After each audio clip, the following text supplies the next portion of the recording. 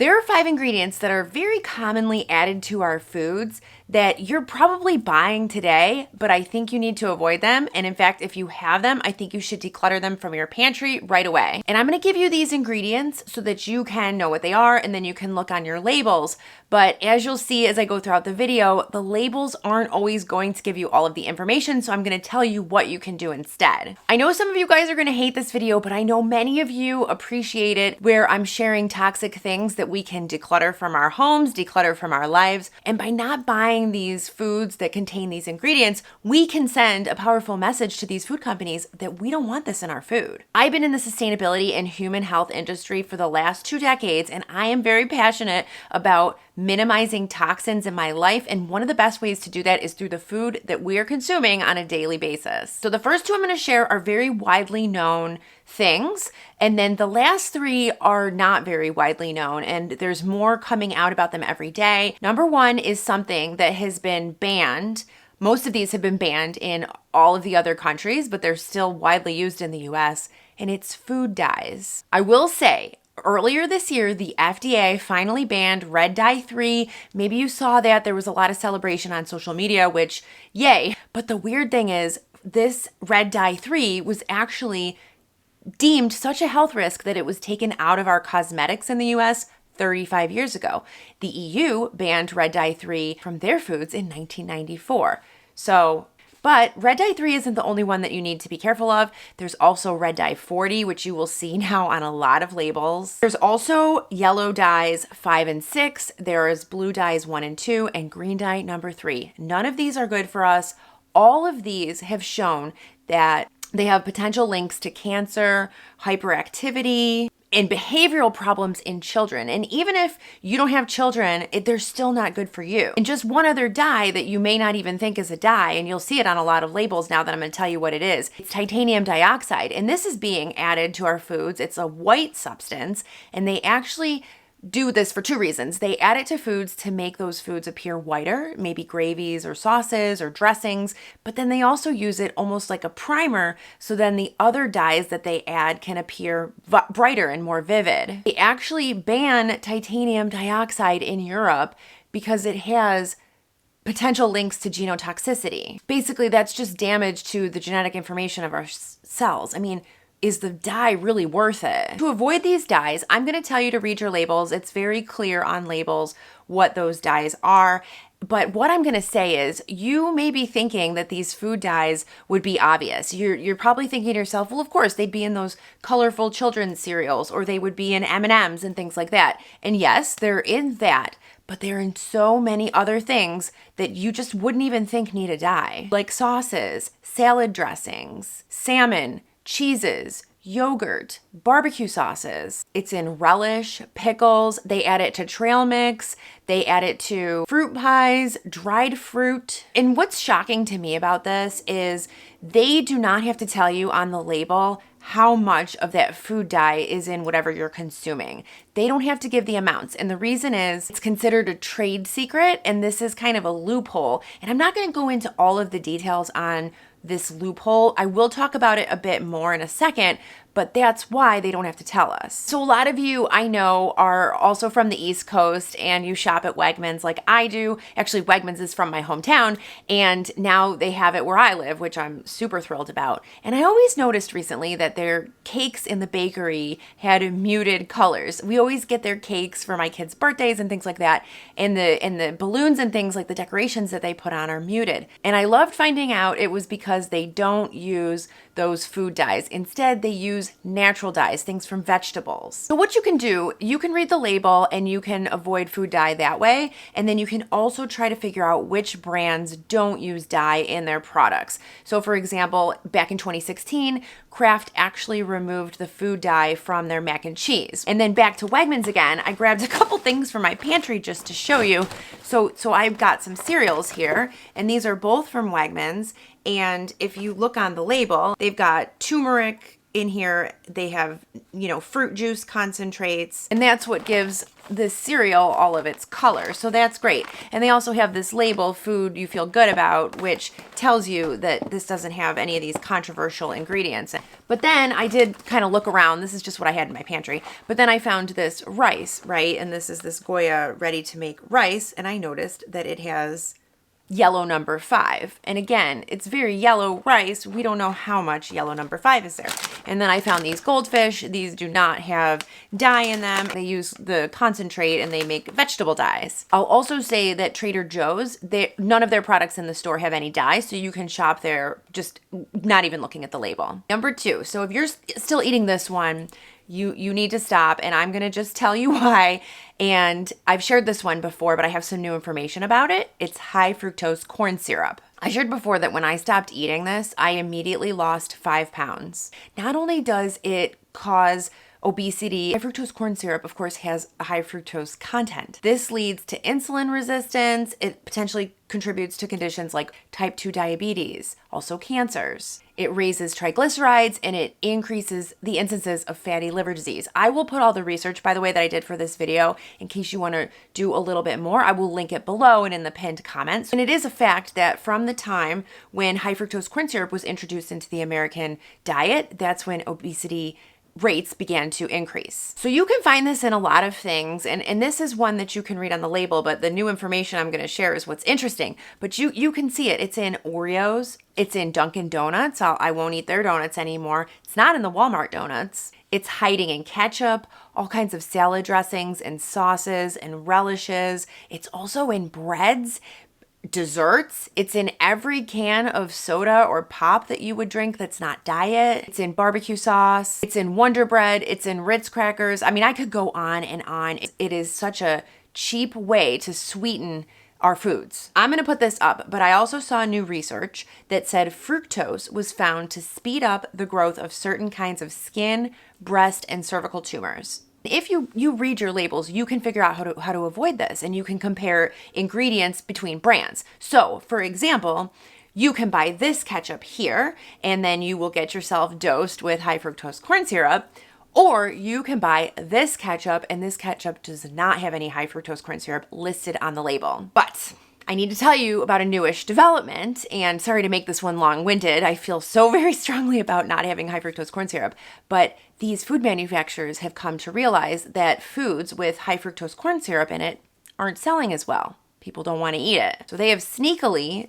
tried to conceal this ingredient, and they are calling it another name. And I'm just going to put up what they are calling high fructose corn syrup now, and you'll see it listed as maize syrup, glucose syrup, fructose syrup, fructose corn syrup, fruit fructose, and crystalline fructose. So if you see any of those ingredients on the label, that is your clue that it is high fructose corn syrup. And if you're watching this video and wondering why all of these ingredients are allowed to be in our food supply, let me just tell you an interesting fact. 99% of the chemicals that have been approved to be added to our food since the year 2000, so not that long, just the last 25 years, were green lighted for use by these food manufacturing companies rather than by the FDA themselves.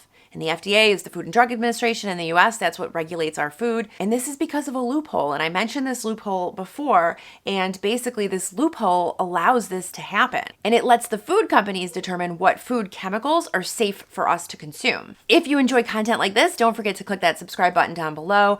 I see so many of you guys who watch my channel are not subscribed, and I would love to have you here. This next one is a very new one. And I'm going to tell you about it because once I tell you what it is, you're going to start seeing it in a lot of places.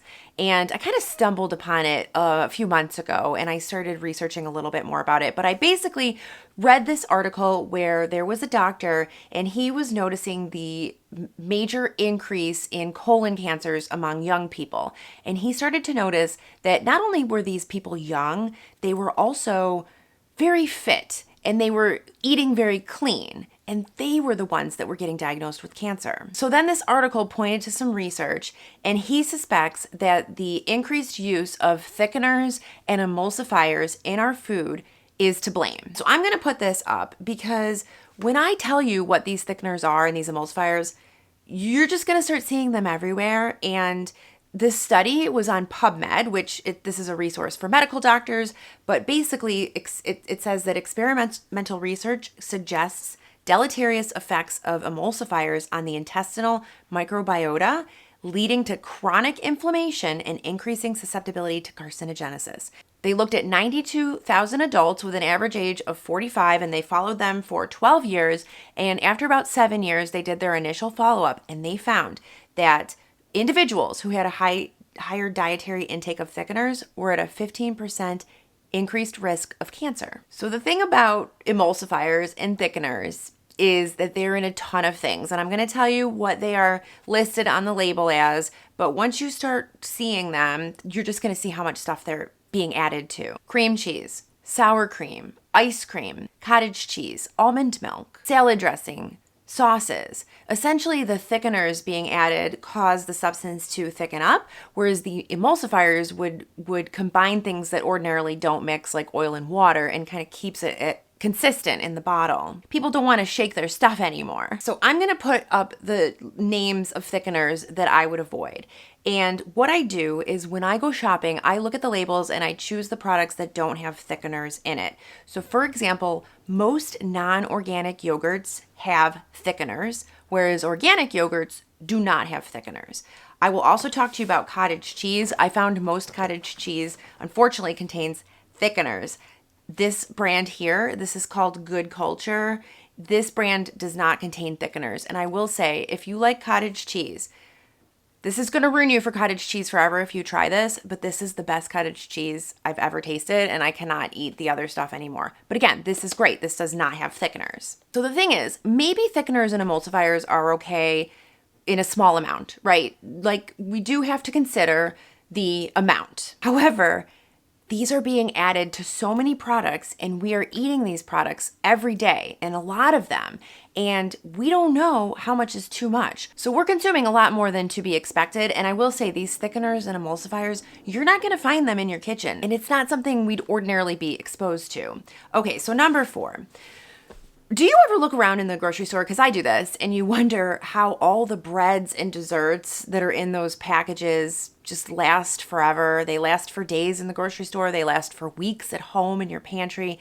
You know, when I make homemade stuff, probably in about 3 days, it has started to get moldy. Well, the reason why these things last so long is thanks to number 4, propyl paraben. This is a preservative, and I've talked a lot about parabens before. I did that whole video on skincare and talked about avoiding skincare that has parabens in it. Paraben is a preservative. It prevents the growth of bacteria, mold, that kind of a thing. But what it also does is it imitates certain hormone functions, and it can affect hormone signaling and gene expression. This is very dangerous to me. I do not use personal care products that contain parabens, and I certainly don't want to be ingesting them in my food. And this propyl paraben was actually banned by the EU in 2006, but here it is widely used. So you'll most often find it on things like baked goods, cakes, pastries, tortillas, also in packaged snacks like chips and even trail mix. And I get it, because they add these parabens because they want their products to last longer. The longer the products last, the higher profit margins that they get, but it comes at a risk for you and me. And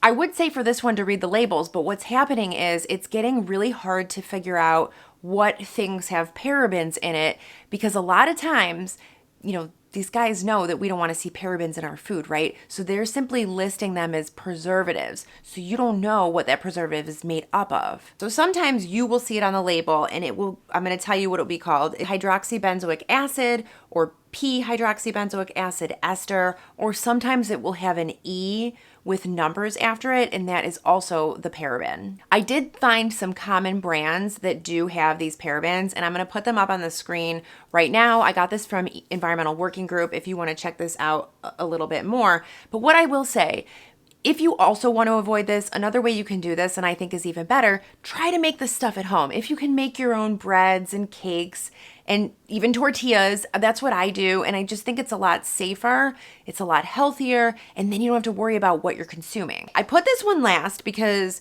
this is deemed safe and actually beneficial, but there's something interesting going on with it. And manufacturers are becoming really sneaky. And the thing is, you're gonna be surprised, it's caffeine. Now, don't get me wrong, I love a good cup of coffee in the morning. That is one of my favorite things. But there's a major problem with caffeine in our products. And what's interesting is, I'm gonna put this up because the FDA considers caffeine generally recognized as safe for use in cola-type beverages at levels up to 0.2% or 200 parts per million.